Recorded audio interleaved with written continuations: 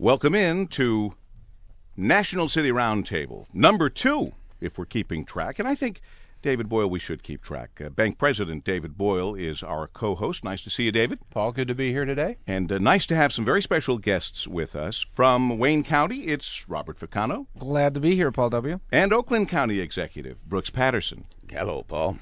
Nice to have all of us here talking about things that are very important to us. And one of the things that's most important to certainly National City Bank, David Boyle, would be watching this area move forward, moving Southeast Michigan forward. And since you're the newest guy to the region, David, I want you to explain why it's important to you in National City that we get over our sometimes obstacles, ongoing obstacles in some areas, and begin to move more as a region. What do you see is at stake for National City?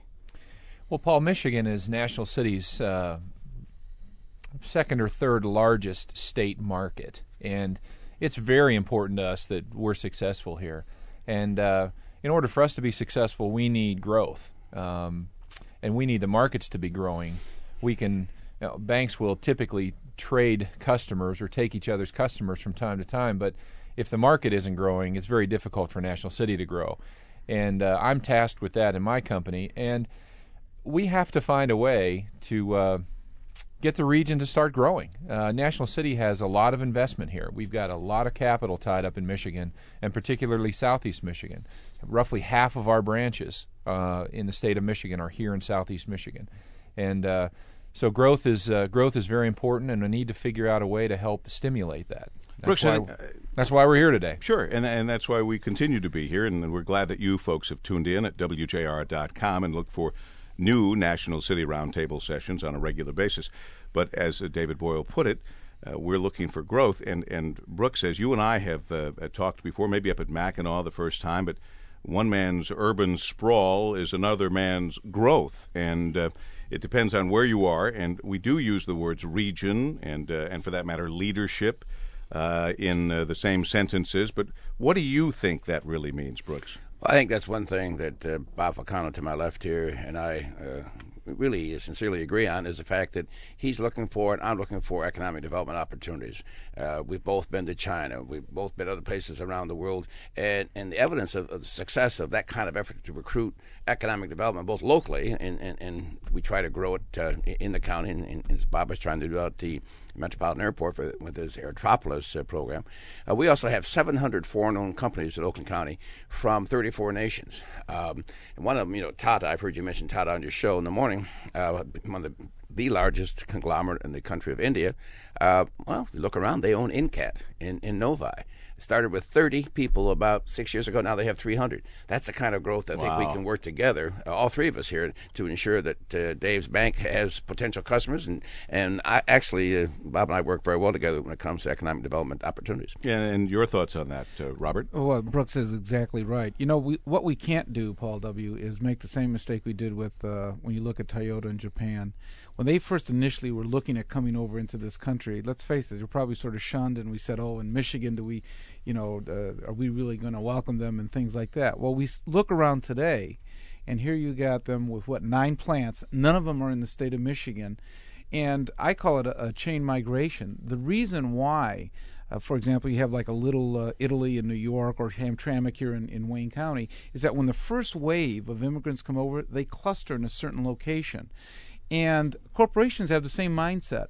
So the next big investment is coming over from India, it's coming over from China. They're going to look, where are we going to invest in the United States? LA wants them, Chicago wants them, New York wants them.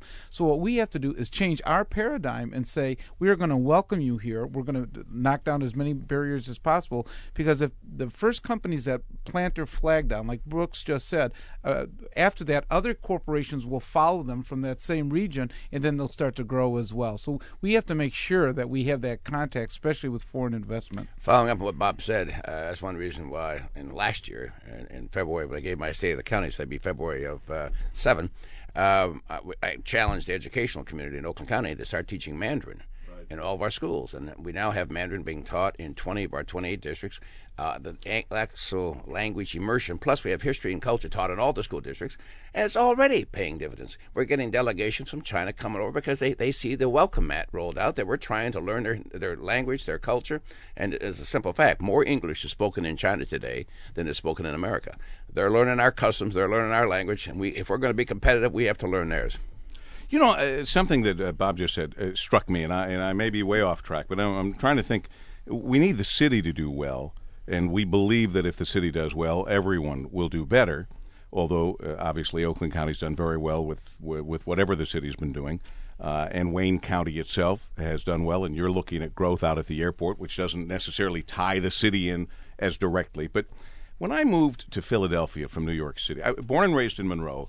Went here, was in Toledo, was all these places, and then from New York City to Philadelphia. When I got there in 1980 or 90, 1990, I'm going to say 90, it was called Filthy-delphia. I don't know if you guys remember that. Wilson Goode, the first black mayor, was in office. He had the term before had a very unfortunate situation with MOVE, these dissidents who they wanted them out of these houses. They had water cannons on the houses to try to get them to go out, and they couldn't get them to go out, and Wilson Goode approves basically the dropping of a bomb on a house, and it really went bad. Well, it went bad for one reason, is because, frankly, racism, and the fact is the water cannon had been on there for 2 weeks. As soon as the houses started burning, the water cannon disappeared. And no firefighters went in, and a whole neighborhood burned to the ground. Be that as it may, it was as low as it could go. But he was reelected, and they started getting better. But when I went to the mayor and I said, Mr. Mayor, you know, the city's called Filthy-delphia. And he said, I know that, Paul W. And I said, I noticed when I walk around, there aren't any trash receptacles anywhere in the city to throw our trash. He goes, that's because we can't afford to hire people to empty them. It went from there. Ed Rendell became mayor. They turned it around in about 6 years. And Philadelphia is fabulous. But even when it was at its worst, it had Center City, it had the Italian market, it had some landmarks. I don't think we do enough with our landmarks, our places that we should be proud of in the city of Detroit specifically, and to keep them built up. We're just about to, after 2 years, which is going to be a pain, set it up so you can get to Mexican Town easily. I mean, think about that. And yet I don't think we take advantage of our advantages. That's my observation for the city. I'm not as familiar with if you do. I have a feeling you do in Oakland County, the way you do things, Brooks, that you take advantage of your advantages. But those are some of the things. We have to have a heart, and our heart is hurting and broken. And so when we talk about all this regional stuff, that's good. It's important. But what about that heart that none of us sitting here, except I guess you, Bob, can have any kind of an impact on that heart, the city? Sure. The city is a vital part of the region, not just Wayne County, but really of southeastern Michigan. And you know, Paul W., you're exactly right. When I've traveled to China, we have 3 offices there now. Sometimes we are so close to things that are assets that other parts of the world look at and they say, boy, we wish we had what you have. I mean, and look what we did with the river for so long. Exactly. We build a building that makes it so you don't even know there's a river there. Exactly. And no one even thought about that at the time. Thank God General Motors came in and said, let's fix this. And they have.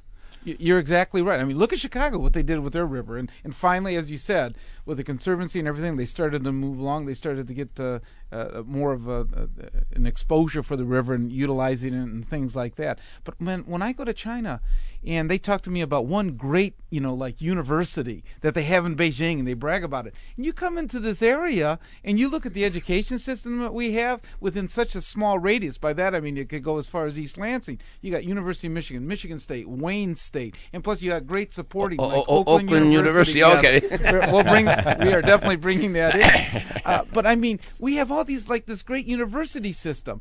They talk about their infrastructure. I see in China and things they're trying to do because of infrastructure. We're unnatural with our infrastructure because of the automotive industry, with the rail and the highway system and things like that that are actually put into this area. It is a tremendous event. We sit on an international border, and Canada is our biggest trading partner, and 80% of it goes through our border here in Detroit. And those are tremendous assets, because if I'm a company, I'm looking at it, I can reach 70% of overnight of the U.S. population from this location. Plus, I have access to a Canadian market. It's a great selling point, but we're so used to it here, sometimes we just don't take advantage of it.